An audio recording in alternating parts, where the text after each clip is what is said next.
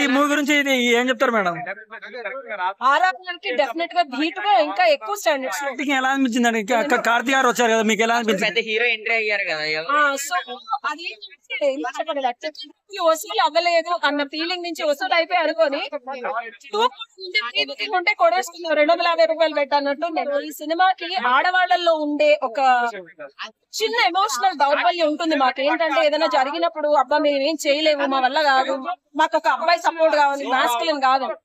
ఒక్కసారి ఆడపిల్లకి నీకెందుకు నేనున్నానని ధైర్యం ఇస్తే చాలా త్రిపుర సుందరి లాగా క్యూట్ గా ఉండే ఆడపిల్ల కాళీ లాగా లేకపోతే భద్రకాళి లాగా మారి చంపేస్తే ఒక షిఫ్ట్ చూపించారు. చాలా చాలా బ్యూటిఫుల్ గా ఆయన రాకుండా వెనకాల ఉండి ఇచ్చే ఒక మానసిక స్థైర్యం కాదు.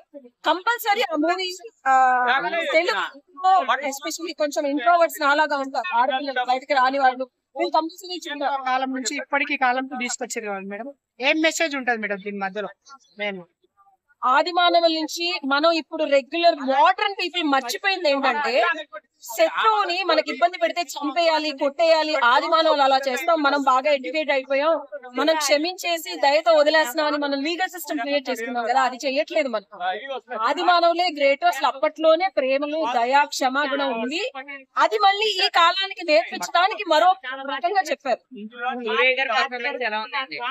నెక్స్ట్ లెవెల్ లో డౌట్ లేదు. ఆయన పర్ఫార్మెన్స్ కి క్వశ్చన్ చెప్పలేదు.